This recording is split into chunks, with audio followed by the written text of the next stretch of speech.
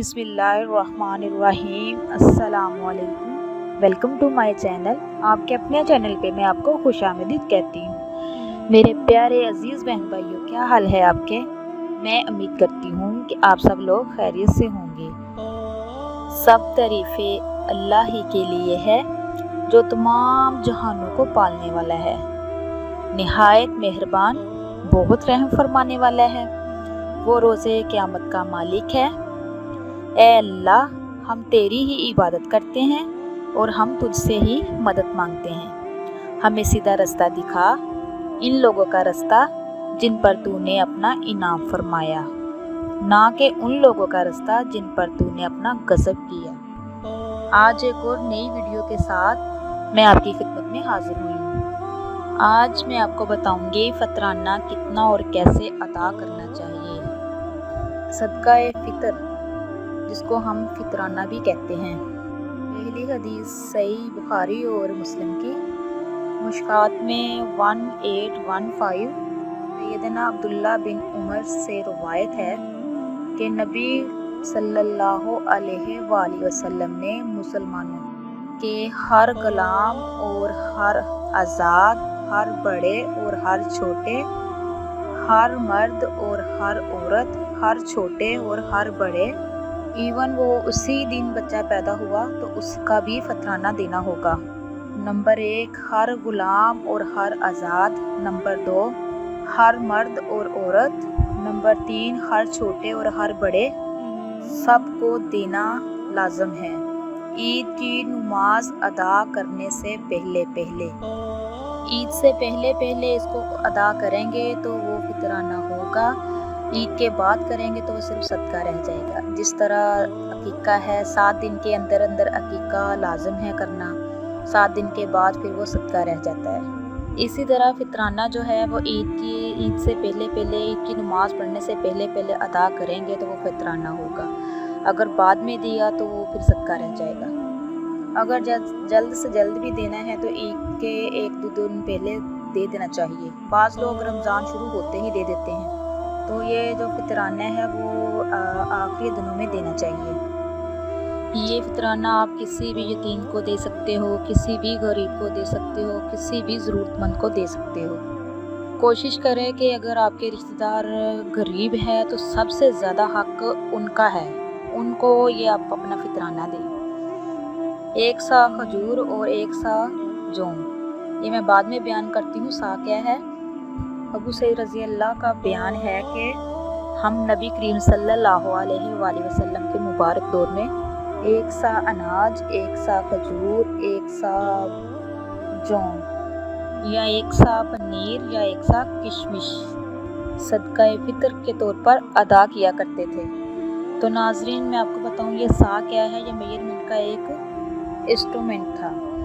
इस तरह 1 लीटर का माप होता है, नाप के देते हैं वो एक ख़ास बर्तन होता है। इसी तरह वो सा जो मैंने आपको बताया, इसी तरह लकड़ी का बना हुआ एक बर्तन बनाया होता था मदीना वालों ने, जिसको सा कहते हैं। प्यारे अजीज़ बहन भाइयों, हर मुसलमान पर जो फ़र्ज़ है, मसलन के 3 किलो गंदम लगा लें, 3 किलो खजूर लगा लें, 3 किलो जौं लगा लें।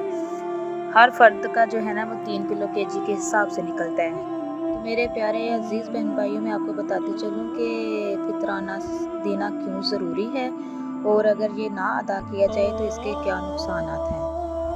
और आपको ये भी बताऊँगी कि इस साल 2022 में कितना एक फ़र्द के लिए कितना फ़तराना बनता है।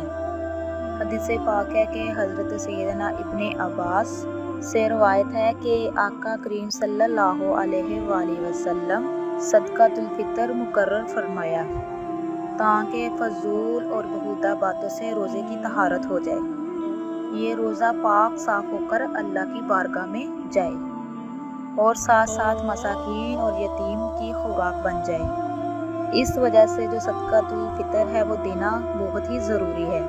और फिर जिसने नहीं दिया सदकातुल फ़ितर, उसके बारे में भी नबी करीम सल्लल्लाहु अलैहि वसल्लम की हदीस मुबारक है। शाद फरमाया कि जिसने सदकातुल फ़ितर अदा ना किया उसका रोज़ा ज़मीन और आसमान के दरमियान मुअल्लक़ रहता है। तो اس لیے ہم سب کو صدقۃ الفطر ادا کر دینا چاہیے۔ یہ آپ عید کی نماز پڑھنے سے پہلے ادا کر سکتے ہیں، نماز کے بعد نہیں، عید کی نماز پڑھنے سے پہلے۔ اس میں یتیموں کا، بیووں کا اور غریبوں کا زیادہ حق ہوتا ہے۔ سب سے پہلے اپنے ریلیٹیوز دیکھیں، جو آپ کے ریلیٹیوز بہت زیادہ غریب ہے تو کوشش کریں سب سے پہلے ان کو دیں۔ اب اس سال 2022 میں کتنا ایک فرد کا کتنا نکلتا ہے یہ فطرانہ۔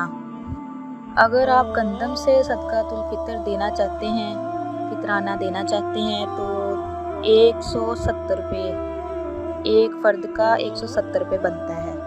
اگر آپ جوں سے صدقۃ الفطر ادا کرنا چاہتے ہیں تو آپ کا 560 روپے کا ایک فرد کے بنے گا، ایک فرد کا 560 روپے بنے گا۔ یہ ہر بندے پہ اس کے لمٹ کے مطابق ڈپینڈ ہے کہ وہ آپ کھجور کے مطابق دینا چاہتا ہے یا کشمش کے مطابق دینا چاہتا ہے یا گندم کے مطابق دینا چاہتا ہے، تو وہ ادا کر سکتا ہے، دے سکتا ہے۔ باقی ناظرین، رمضان المبارک کا برکتوں والا، رحمتوں والا مہینہ گزرتا جا رہا ہے، تو آپ لوگ زیادہ کوشش کریں کہ اللہ پاک سے اپنے گناہوں کی جتنی بھی معافی مانگ سکتے ہیں معافی مانگیں، کیونکہ اللہ پاک روزہ دار کی دعا جو ہے وہ کبھی رد کر ہی نہیں سکتے۔ تو کوشش کریں، غریبوں کا خیال رکھیں، چھوٹوں سے پیار کیجیے، بڑوں کا احترام کیجیے، اور رمضان المبارک کے آخری عشرے میں زیادہ سے زیادہ اللہ کی عبادت کریں، کیونکہ آخری عشرے میں لیلۃ القدر کی رات بھی ہے، اور آخری عشرہ جو ہے وہ جہنم سے نجات کا عشرہ ہے۔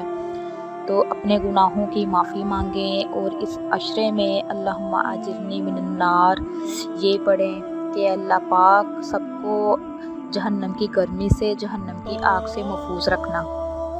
اور پیارے ناظرین، دعا کیجئے کہ اے اللہ، ہم آپ کی پناہ چاہتے ہیں ہر برے دن سے، ہر بری رات سے، اور ہر بری گھڑی سے، ہر برے لمحے سے، ہر برے آنے والے وقت سے، اور مصیبتوں سے، پریشانیوں سے، غموں سے، دکھوں سے، ناگہانی آفتوں سے۔ دعا کرو کہ اے اللہ پاک ہم سب کو اپنے حفظ و امان میں رکھنا۔ میرے پیارے بہن بھائیوں جو میرے چینل پہ نئے ہیں، ان سے ریکویسٹ ہے کہ میرے چینل کو سبسکرائب کیجئے، شیئر کیجئے، لائک کیجئے۔ آپ صلی اللہ علیہ وسلم کا فرمان ہے، جس نے میری احادیث سنی اور اس کو آگے پھیلایا، آگے شیئر کیا، تو اس کے لیے صدقہ جاریہ ہے، اس کے لیے بہت اجر ہے۔ تو آپ بھی اس میں شامل ہو جائیں۔ اسی کے ساتھ میں اجازت چاہوں گی، انشاءاللہ نیکسٹ ٹائم نئے وظیفے کے ساتھ اور نئے عمل کے ساتھ، نئی حدیث مبارکہ کے ساتھ آپ کی خدمت میں حاضر ہوں گی۔ تب تک کے لیے اجازت چاہتی ہوں۔ اللہ حافظ۔